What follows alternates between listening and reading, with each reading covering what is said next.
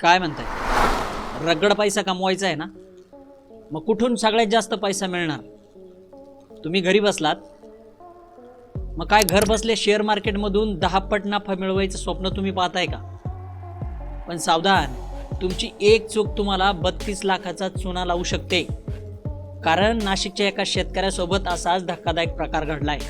पण नाशिक ग्रामीण पोलिसांनी या भामट्यांना गोव्यातून कसं शोधून काढलं आणि नेमकं शेतकरी कसा फसतो आणि टार्गेट कसं केलं जातं हेच आपल्याला आज समजून घ्यायचं आहे.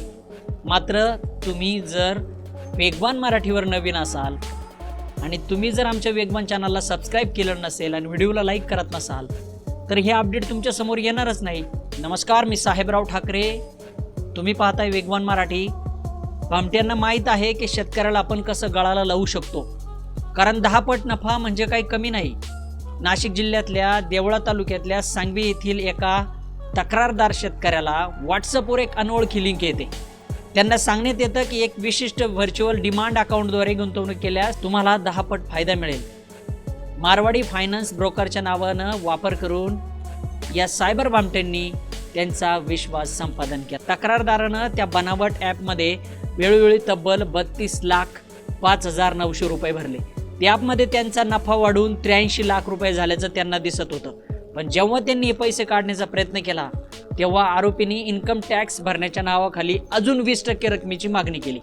तेव्हा त्यांना संशय आला की त्यांनी बँकेत चौकशी केली असता आपली फसवणूक झाल्याचं त्यांच्या लक्षात आलं.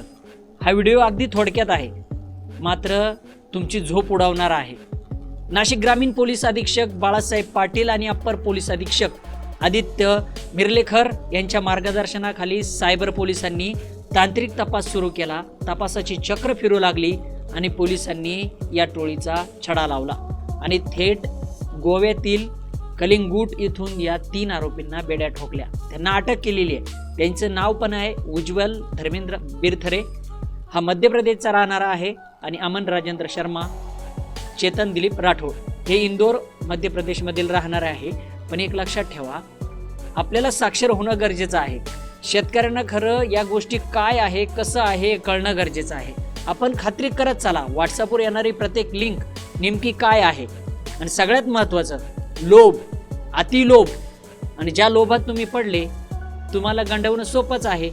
ज्याला घबाड हवा असेल आणि ज्याला वाटत असेल मला दाम दुप्पट दाम तिप्पट असे पैसे मिळतील, कष्टाशिवाय असे पैसे मिळत नाही.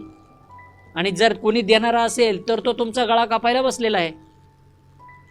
त्यामुळं सगळ्यात जास्त शेतकरी बिचारा काबाड कष्ट करतो, शेतीतून पैसे कमवतो, आणि त्या शेतीमधले पैसे कमवून या भामट्यांना जर द्यायचे असतील तर योग्य नाही. 15 लाख रुपये पोलिसांनी या तक्रारदाराला मिळून दिलेत. मात्र बाकी पैशांचं काय? कारण 32 लाख रुपयाची गुंतवणूक या शेतकऱ्यानं त्या ॲपमध्ये केली होती. नशीब पोलिसांनी शोधून कमीत कमी 15 लाख रुपये तरी त्या संबंधित शेतकरी तक्रारदाराला परत दिलेत. त्यामुळं हा व्हिडिओ सावधान करणारा आहे. इतर शेतकऱ्यांनाही पाठवा किंवा कुणालाही पाठवा, कारण सायबर हल्ला कसा होऊ शकतो तुमच्या मोबाईलमध्ये हेच या बातमीमधून आपण समजून घ्याल. आणि हा व्हिडिओ जर आवडला तर एक लाईक करा. तुमचं लाईक म्हणजे तुमचं प्रेम आहे. धन्यवाद.